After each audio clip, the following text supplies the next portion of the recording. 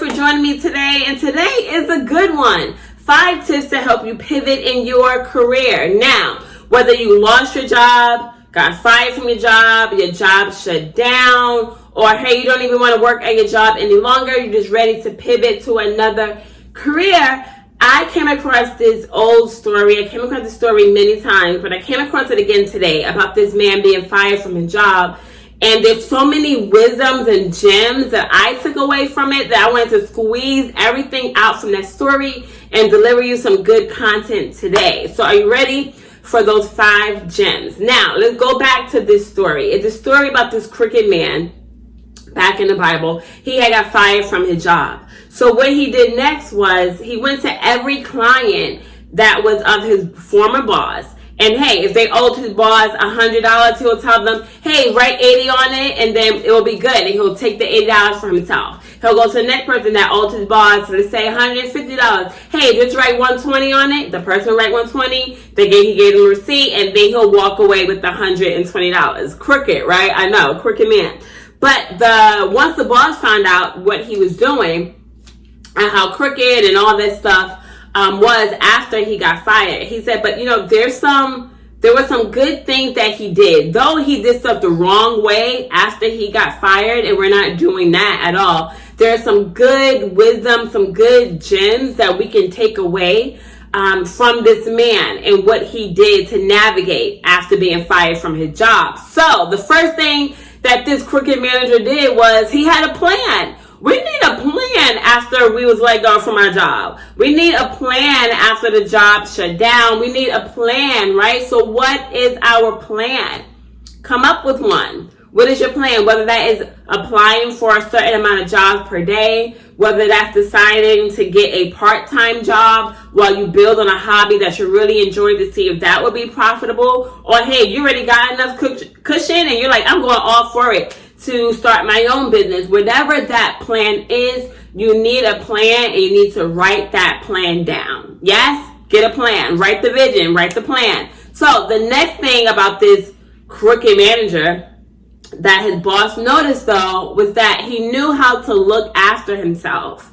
That was a big one. He knew how to look after himself. He didn't have any other options to do or to go, so this is what he did to generate income for himself. And I think about financial independence on that one, of having financial independence, that you are financially responsible for taking care of yourself. And that is a good mentality to have, because honestly, I've been very fortunate in the course of my life by having awesome parents that, I lived with them. They took care of me. And then when I got married, my husband made significantly double what I made, so he handled all of those financial responsibilities. But it wasn't until still, even though those financial responsibilities were being taken care of, me myself wanted to be financially independent. So I am starting to build a business right now so I can go in that direction of financial independence. Yes, we don't want to be dependent on other people. We're thankful for them, but we don't want to be dependent on them.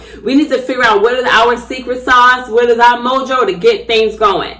Number 3, that crooked manager, he was always alert and found angles to generate income.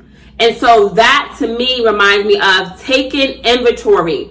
Take inventory of the skills that you have, that the resources that you have access to generate income. Because clearly he was fired from his job, but he still had access to his boss clients, that he was able to go to them and just get their money and write them a receipt, and that was it, because he still had all those access and things like that. And so reversely, we need to take inventory of what gifts that we have, what skills that we have built from previous jobs, right? And even if we have to build on more skills of things that we have, that is what we must do in this season of our lives. I think about my husband's sister. She just made $1,300 extra last month just by braiding people hair, right? Taking inventory. I think about myself, because this message isn't just for you, it's for me, and how I'm going to apply these things in my life to generate income as well. I think about, hey, I know how to braid hair. I can do that if I wanted to.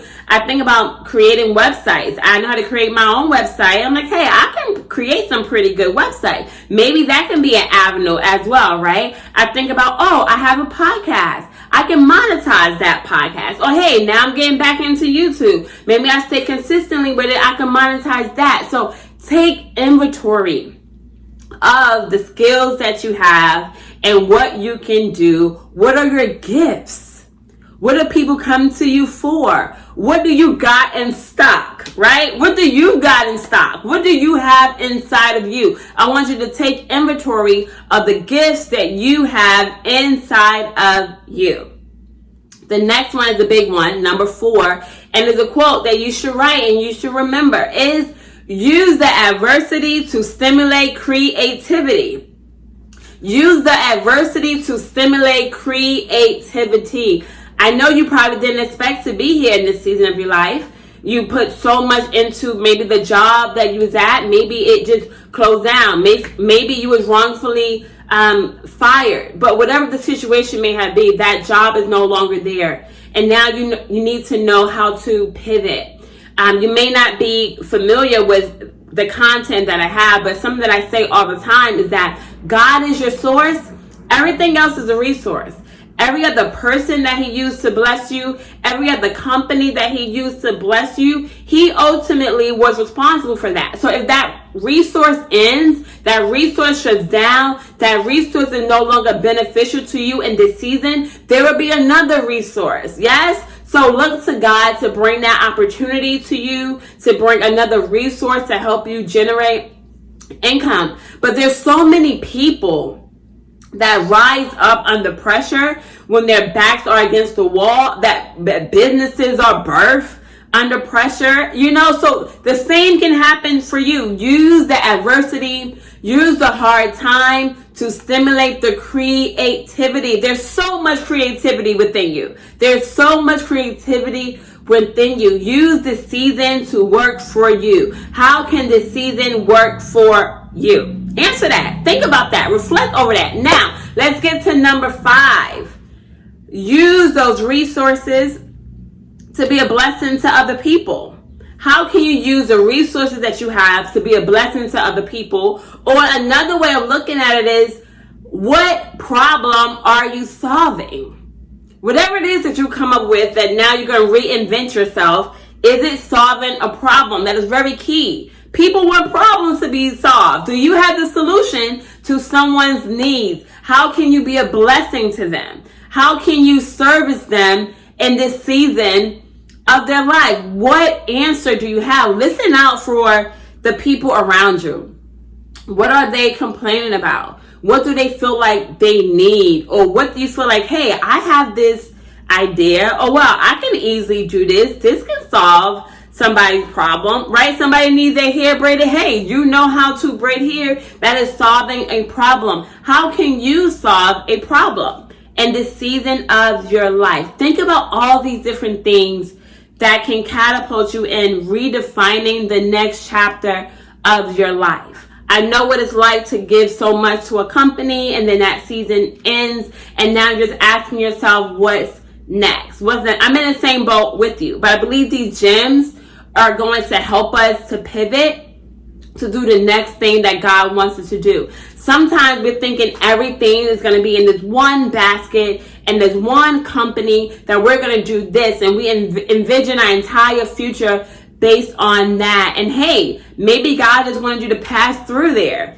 Maybe he never wanted you to stay there in the first place. Maybe there was to take you to somewhere better. And so you got to have some great expectation that good is coming your way. Good expectation that good is coming your way. That better opportunities are coming your way. That you attract opportunities. That God takes delight in you prospering. Having some expectation that you're still going to prosper in this very season. That you know how to pivot. That you know how to be a creative survivor.